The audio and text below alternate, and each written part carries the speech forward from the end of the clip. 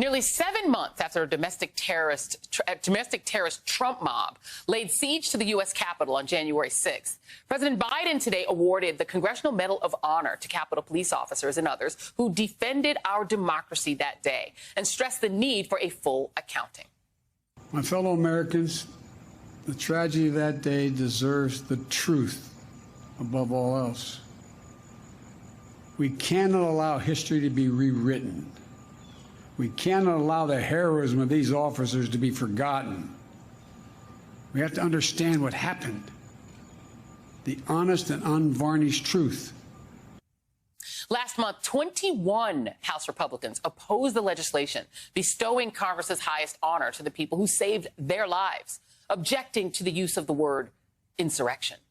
In her new book, Mary Trump, Donald Trump's niece, examines how our national pathology paved the way for the disgraced, twice impeached former president and the depravity of his enablers. In The Reckoning, Our Nation's Trauma and Finding a Way to Heal, she writes, "We are going to be dealing with the consequences of the Trump administration, the pandemic, and particularly the insurrection of January 6th for a very, very long time. Just as we are going to be confronting the fact that 74 million people wanted 4 more years of whatever they thought they got in the last 4. The book highlights the GOP's complicity with the big lie, taking aim at those in the sedition caucus who repeated his claims in the lead up to the deadly insurrection and continue to this day. She writes, quote, "Donald is an instinctive fascist who is limited by his inability to see beyond himself. Or, as the historian Timothy Snyder puts it, his vision never went further than a mirror." Still arguing about whether or not to call Donald a fascist is the new version of the media's years-long struggle to figure out if they should call his lies lies. What's more relevant now is whether the media and the Democrats will extend the label of fascism to the Republican Party itself. I'm joined now by Mary Trump, author of The Reckoning, Our Nation's Trauma and Finding a Way to Heal. I have the book here. Mary, thank you so much for being here. I always love talking to you because you're just always so blunt and honest. And I love a blunt sister. I love it when a lady is blunt. You talk about fascism in the book, and it's something that Mehdi Hasan has talked about. It's something Chris Hayes, I've talked about it, and we normally get slammed for using the word fascism. But to your point, this is what David Frum wrote in The Atlantic recently. He said there's a word for what Trumpism is becoming. 2 traits have historically marked off European-style fascism from more homegrown American traditions of illiberalism, contempt of legality, and the cult of violence. Presidential-era Trumpism operated through at least the forms of law. Presidential-era Trumpism glorified military power, not mob attacks on government institutions. Post-presidentially, these past inhibitions are fast dissolving. Do you believe that your uncle is a fascist and that his party, the Republican Party, is now a fascist party? There's no doubt about it, and we need to be very clear about that.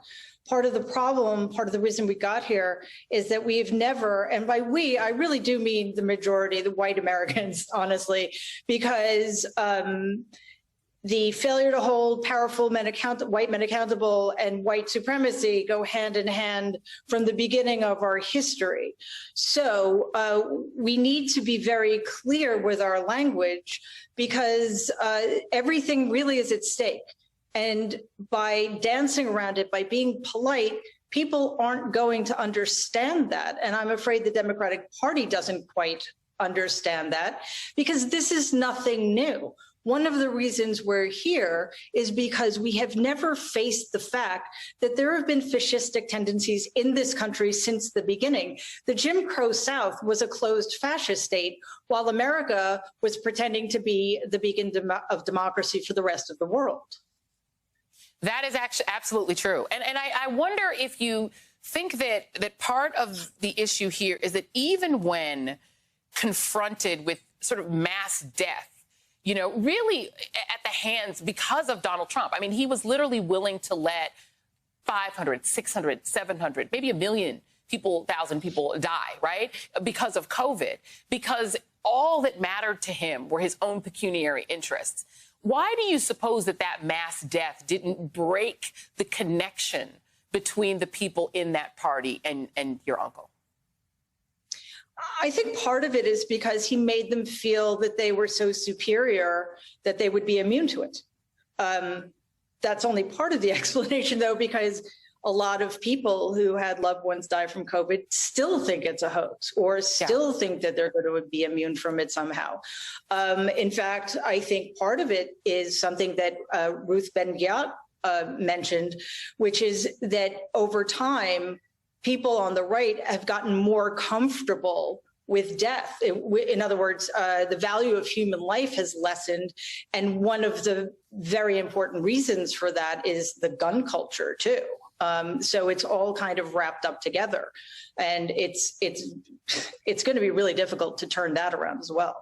Right, and I think because that is sort of one of the elements of fascism, right? Is the idea that if the right people are dying, it doesn't matter. You wrote this in this book. You wrote, COVID is directly affecting every single person on the planet, creating an even greater opportunity to unite us around this common cause. Imagine if Donald's administration had led a global response to COVID.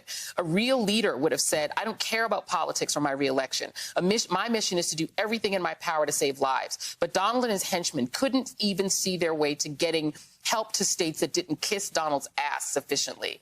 You know, I've taken a lot of heat for having said back in September that if Donald Trump remained president, I wouldn't trust anything that was coming out in terms of vaccines that he was offering, and that it was difficult to trust the CDC after he'd warped it so thoroughly, and that even if he wasn't president, it would be difficult to restore that kind of trust. But I said that because, in my mind, a psychopath was president.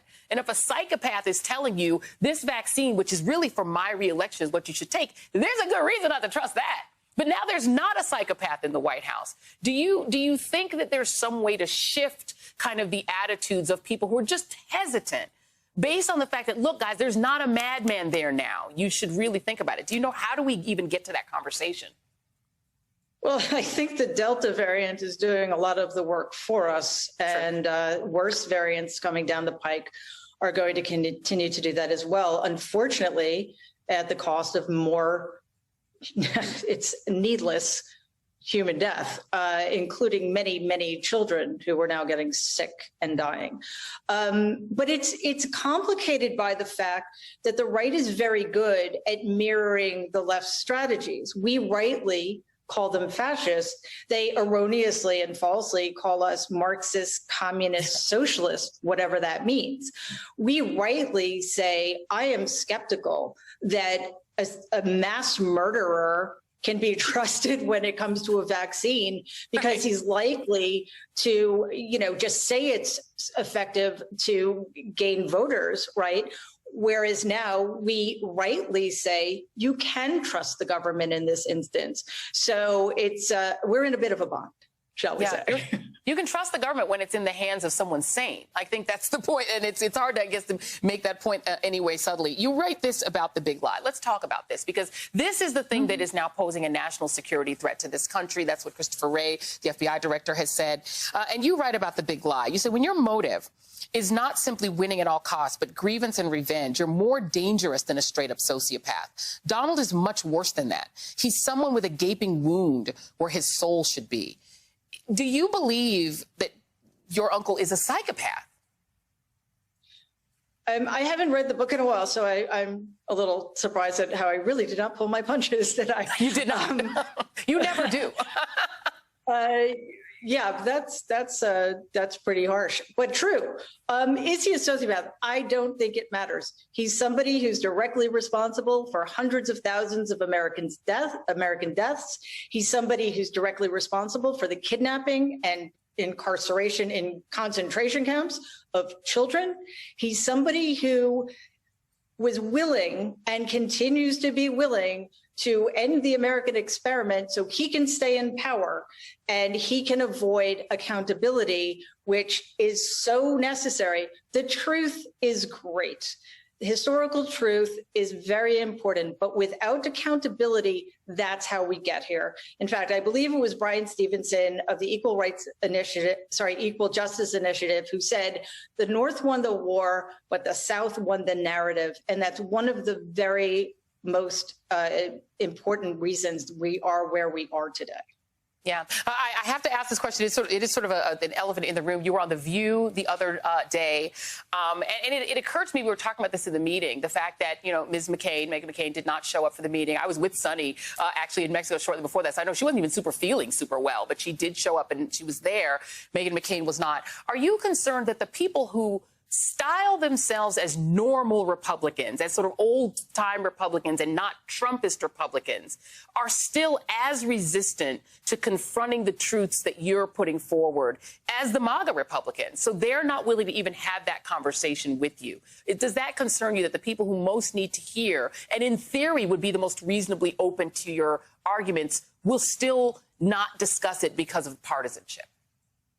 It concerns me greatly, but I'd also add quickly that Democrats are going to have a problem facing these truths as well, some of them.